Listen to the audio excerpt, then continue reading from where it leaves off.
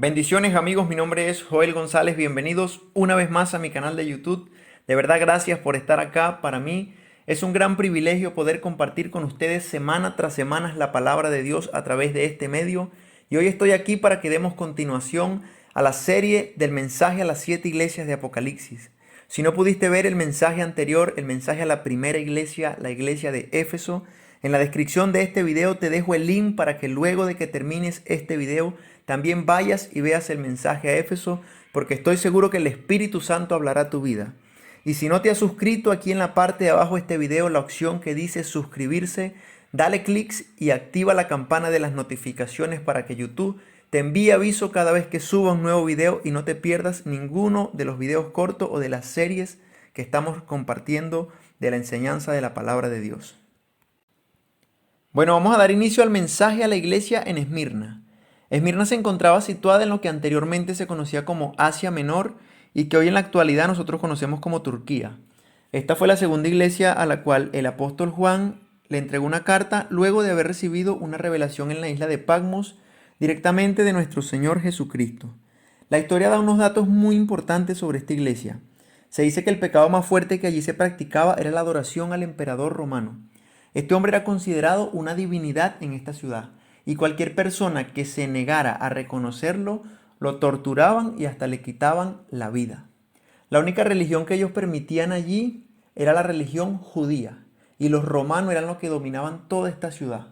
Por esa razón el cristianismo era fuertemente perseguido y cualquier persona que profesara su fe en Jesucristo iba a tener problemas en cualquier parte de la ciudad. Tenían problemas en los trabajos, tenían problemas en los sitios públicos y para completar, cuando se enteraban de que no adoraban al emperador, les quitaban la vida. Este fue el ejemplo de uno de los hombres que más nombra la historia de esta iglesia, el ejemplo de Policarpo, quien fue discípulo del apóstol Juan y fue conocido como el pastor de esta iglesia. Este hombre nunca quiso doblegarse ante la autoridad romana. Él mantuvo, firme su creencia en Jesucristo y nunca quiso reconocer al emperador como una deidad. Y por esa razón dice que un día lo llevaron públicamente a una plaza para quemarlo vivo. Y dicen que antes de iniciar a quemarlo vivo, el emperador romano le hizo la pregunta de que si quería por última vez tener la oportunidad de reconocerlo como un dios, como una divinidad.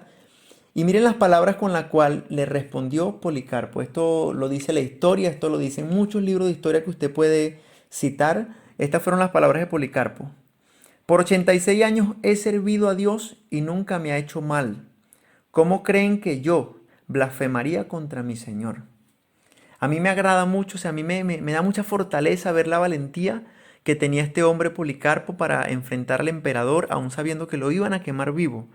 Y hoy en la actualidad nosotros posiblemente en el país en el que te encuentres no hay este tipo de persecución contra la fe. Pero hay países como Corea del Norte, como Afganistán, países como China, países como Arabia Saudita, en la cual nuestros hermanos en la fe son fuertemente perseguidos y a veces son torturados y muertos de la misma manera en que Policarpo le tocó enfrentar esta situación. Y muchos de ellos no han negado su fe. Y esto es algo para que nosotros admiremos, para que nosotros nos demos cuenta de que cuando se vive un cristianismo radical como vive la iglesia perseguida, es algo maravilloso, es una manera muy bonita de honrar el nombre de Jesús hasta la muerte. Otra cosa es que el emperador le dijo, ¿no temes ser quemado? Y la respuesta de Policarpo fue la siguiente, ¿por qué voy a temer yo a este fuego que es pasajero, ahora empieza y en breve acabará? Mas tú no conoces un fuego eterno que está reservado para los impíos en el día del juicio. ¡Wow! Es impresionante. Este hombre aún cuando estaba a punto de ser prendido en candela, lo que quiso dedicar sus últimos segundos de vida fue a predicarle al emperador romano y a darle a entender que si él no se arrepentía, había un fuego eterno que lo esperaba, que era mucho más fuerte de aquel en el cual se iba a quemar Policarpo. Policarpo entendía que el fuego que a él iban a encender era algo que pronto se acabaría y que al terminarse él estaría encontrándose con su Señor. Otra parte de la historia relata que los últimos minutos de vida de Policarpo los dedicó a cantar mientras lo prendían en candela. Alabanzas al Señor hasta que su espíritu fue recibido por el Señor. Bueno, hermanos, ahora vamos al libro de Apocalipsis, capítulo 2, versículo 8 al 11. Vamos a estar leyendo los 4 versículos del mensaje a la iglesia en Esmirna. Vamos a desglosarlo uno por uno y vamos a iniciar con el versículo 8. Dice así: y escribe al ángel de la iglesia en Esmirna, el primero y el postrero, el que estuvo muerto y vivió, dice esto. Lo primero que se nombra es que el mensaje va dirigido al ángel de la iglesia. El ángel de la iglesia, como comentábamos en el mensaje anterior a la iglesia de Éfeso, es el pastor o el anciano encargado de esta congregación. Pero teniendo en cuenta que en el lenguaje original la palabra que allí se dice como ángel es ángelo, que significa mensajero. Entonces cuando se refiere al pastor de la iglesia no se está refiriendo a una persona que tiene alas y una aureola. Se está refiriendo a un mensajero que es el encargado de entregar el mensaje de esta carta al destinatario final, que es la iglesia. Vamos a iniciar también viendo allí de cómo el Señor se presenta, porque algo muy peculiar es que el Señor a cada una de las cartas se les presenta con alguno de sus atributos, nombrando alguna de sus maravillosos atributos. Y lo que allí dice es que Él es el primero y el postrero, el que estuvo muerto y vivió, dice esto. Algo que me impacta, algo que es maravilloso de lo que el Señor habla en esta carta, es que se presenta primeramente como el primero y el postrero, haciendo saber su divinidad. Hay versículos como Juan 1:15, Juan 8:58, Juan 17:15, que hablan acerca de la deidad del poder de nuestro Señor Jesucristo. En estos versos se nombran cosas como de que Jesús dice que Él fue antes de que Abraham. Y no solamente dice eso, sino que dice antes de que Abraham yo soy. Y recuerda que la palabra yo soy en el Antiguo Testamento para los judíos tenía un significado muy, muy pesado. Y era el significado de que fue la manera en la que Dios se le reveló a Moisés, diciéndole, yo soy el que soy. En el versículo 17:15 de Juan, el Señor le dice, glorifícame con la gloria que antes de este mundo ya habíamos sido glorificados. Allí vemos que Jesús estuvo desde antes en este mundo y por eso puede presentarse como el primero y el postrero. Antes de Él no existe nada y después de Él tampoco existe nada. Aquí está dejando en claro de que Él es 100% Dios. Pero en lo que continúa viene y dice que no solamente se presenta como el primero y el postrero, sino que dice el que estuvo muerto y vivió, dice esto. Allí podemos ver la esencia de nuestro Señor como hombre, que vino a esta tierra y murió para poder vencer a la muerte y luego resucitar al tercer día para darnos vida juntamente con Él. Pero mientras el Señor vivía esta etapa de su vida, la vivió completamente como hombre. Versículo 9. Yo conozco tus obras y tu tribulación y tu pobreza, pero tú eres rico, y la blasfemia de los que se dicen ser judíos y no lo son, sino sinagoga de Satanás. Lo primero que el Señor le dice acá a la iglesia de Esmirna es lo mismo que le dice a la iglesia de Éfeso. Yo conozco tus obras. Y creo que la razón por la que el Señor le deja en claro que conoce sus obras es para que ellos entendieran que ellos estaban pasando por tribulación y por pobreza, pero esto no había escapado de las manos del Señor. Ahora el Señor inmediatamente le dice, pero tú eres rico. Y podría sonar hasta contradictorio porque el Señor les dice que son ricos y sabe que están pasando por pobreza y tribulación. No, no hay ninguna contradicción. El Señor sabe muy bien lo que está diciendo. ¿Saben qué les está diciendo el Señor? Posiblemente ustedes acá en la tierra estén pasando por pobreza y tribulación. Pero como ustedes están siendo fiel en el cielo, están haciéndose ricos. En el cielo ustedes están sembrando un tesoro maravilloso que no les podrá ser quitado. Y ese es uno de los ejemplos que nosotros debemos tomar.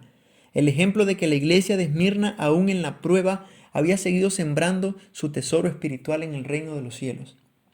Hoy la iglesia perseguida en este tiempo, al igual que la iglesia de Esmirna, tiene muchas cosas que nosotros debemos admirar. Una de las cosas que debemos admirar es que en esta iglesia no hay miembros fríos. Porque todas las personas que profesan fe en un lugar donde hay mucha persecución, esa persona entiende que cualquier momento le pueden quitar la vida. Y si aún sabiendo que le pueden quitar la vida en cualquier momento, sigue profesando fe en Jesucristo, esta es la mayor prueba de que es una fe verdadera. Otra de las cosas, otro de los ejemplos que nos da la iglesia de Esmirna, es que la iglesia de Esmirna deja en descubierto a la iglesia a la predicación de la prosperidad en este siglo XXI. Hay pastores, hay predicadores que se han atrevido a decir que un cristiano no puede padecer necesidad. Que si un cristiano padece necesidad es porque está en pecado o porque algo está haciendo mal. Pero esto no es cierto. Los creyentes de la iglesia de Esmirna, el Señor los llama ricos y estaban padeciendo necesidad. El apóstol Pablo es un vivo ejemplo de que padeció muchas necesidades cuando estuvo en esta tierra, pero estoy seguro que hoy está en el reino de los cielos por la recompensa de lo que él sembró allá mientras estuvo en esta tierra. Entonces no nos dejemos llevar por esa teoría, por esa falsa teología de la prosperidad, de que si eres pobre o de que si padeces alguna necesidad no eres un hijo de Dios. No es así. La iglesia de Esmirna te deja ejemplo de que aun siendo hijo de Dios tú puedes pasar por muchas dificultades. Ahora no quiero que me malinterpretes.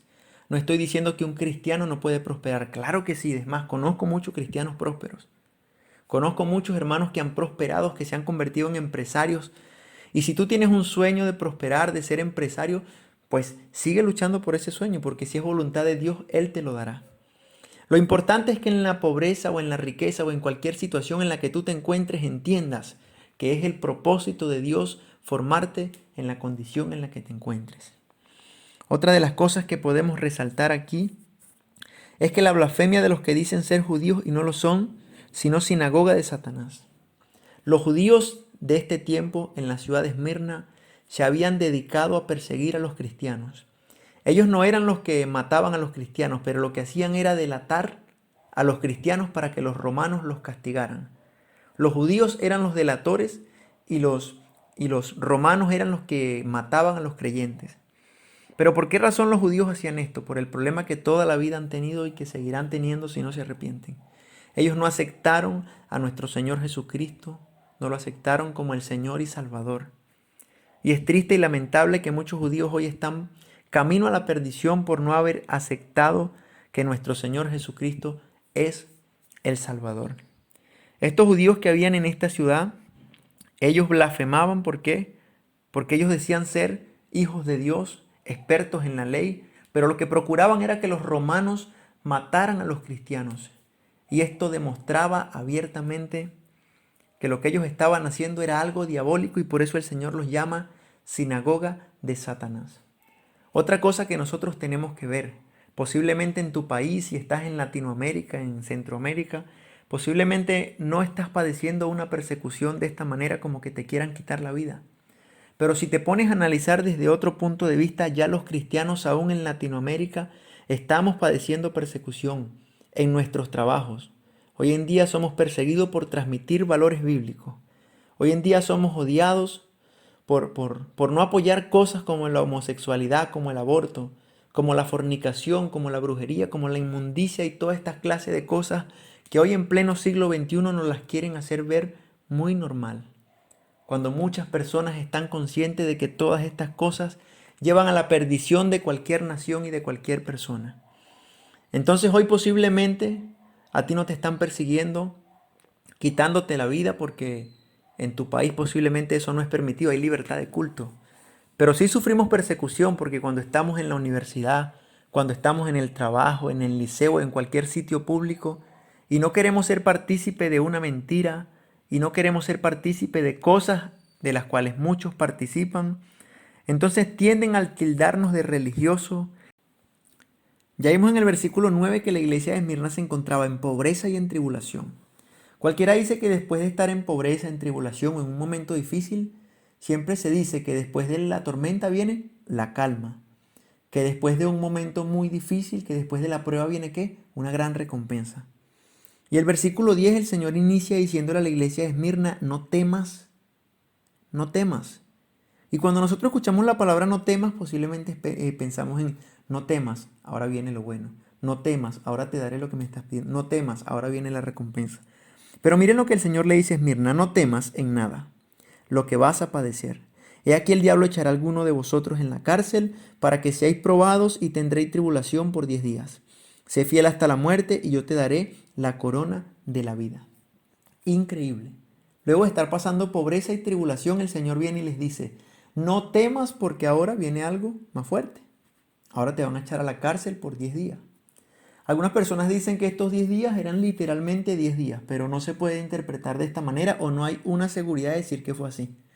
Hay otra interpretación que dice que los 10 días se referían a 10 gobiernos que iban a pasar desde ese momento, o sea, 10 emperadores romanos que iban a torturar a los cristianos por todo este tiempo y que a eso era que se refería el Señor. Pero no podemos llegar a una conclusión porque la Biblia no da luz a qué se refería. Pero lo cierto es que la iglesia de Esmirna iba a seguir sufriendo. No basta con la pobreza, no basta con la tribulación, ahora lo que le venía era cárcel. Y no solamente cárcel, sino que el Señor termina aclarándoles y diciéndoles, sean fieles hasta la muerte, y yo les daré la corona de la vida. Cuando les está hablando de que sean fieles hasta la muerte, es que posiblemente les está advirtiendo, allí en la cárcel muchos de ustedes posiblemente vayan a morir. Pero mi palabra de fortaleza es que ustedes sean fieles hasta la muerte. Esta es una iglesia que realmente le pasó todas las cosas que podían pasar, imagínense, tribulación, pobreza, cárcel y muerte. Pero sin embargo hay algo maravilloso que el Señor resalta de la iglesia de Esmirna. Y es que esta era una iglesia rica. Aunque fue considerada y su nombre de Esmirna fue llamado como la iglesia perseguida, la iglesia pobre, tú puedes darte cuenta que era una iglesia que espiritualmente era rica. Y que en lo que tú y yo debemos enfocarnos es hacer en riquezas en el reino de los cielos. No importa que tanta persecución pasemos en esta tierra a causa del nombre de Cristo. Tú y yo tenemos que enfocarnos en que nuestra recompensa estará en el reino de los cielos. Mi hermano, no creas eso de que porque ser cristiano tú no vas a pasar ninguna situación difícil. Si te han dicho eso, te han mentido. Porque la palabra de Dios dice que aquellos que quieran vivir piadosamente padecerán persecución. El propio Jesucristo dijo, bienaventurado soy cuando por mi causa os vituperen y digan toda clase de mal contra ustedes, porque hay una recompensa para ustedes en el reino de los cielos. Jesucristo dijo, en el mundo tendréis aflicciones, pero confía, porque yo he vencido al mundo. Y hay una cantidad de versículos que hablan acerca de la necesidad que tenemos de padecer para poder salir victoriosos en esta tierra.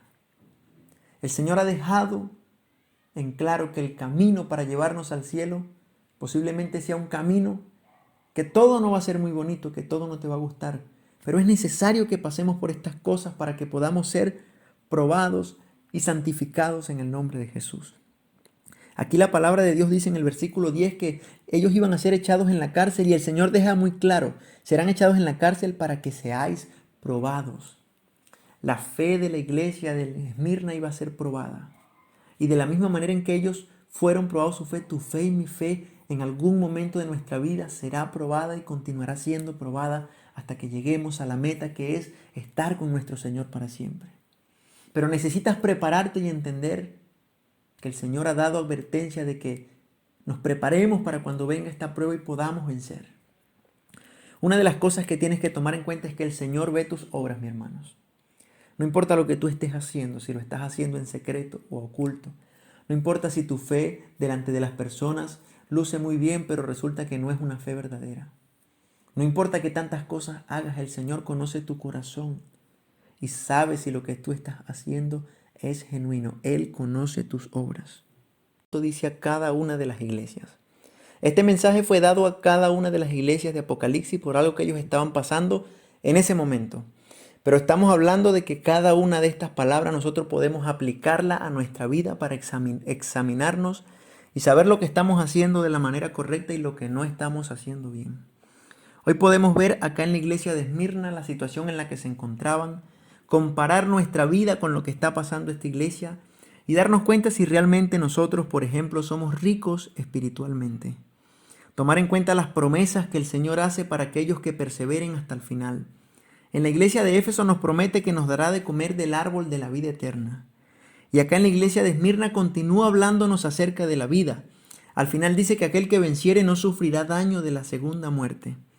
Pero qué maravillosa promesa cuando dice que nos dará la corona de la vida si venciéremos. Mi hermano, a pesar de cualquier circunstancia que tú puedas pasar en esta vida, no sé si en algún momento de tu vida, posiblemente a algunos sí, a algunos no les toque pasar por tribulación, por pobreza, por cárcel o por muerte como le tocó a esta iglesia. Pero pases lo que pase, vivas en la riqueza, vivas en pobreza, vivas en felicidad o en tristeza, vivas en aflicción o en gozo, es importante que te mantengas firme hasta el final para que recibas la corona de la vida que el Señor ha prometido para todos los que le amamos.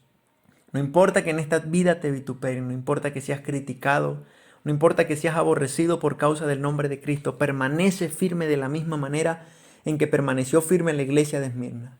Permanece firme en tu fe de la misma manera en que permaneció firme Policarpo hasta la muerte, hasta que lo prendieran en candela, por entender de que su riqueza estaba en el reino de los cielos. Bueno amigos, este fue el mensaje del día de hoy. Espero que les haya gustado. No olvides compartirlo para que llegue a más personas. Si no te has suscrito, no olvides hacerlo. Activa la campana de las notificaciones para que te llegue aviso cada vez que suba un nuevo video. Si no has visto el mensaje anterior de esta serie, te recomiendo que lo veas. Será de bendición para tu vida. Y nos vemos en un próximo video. Que Dios les bendiga.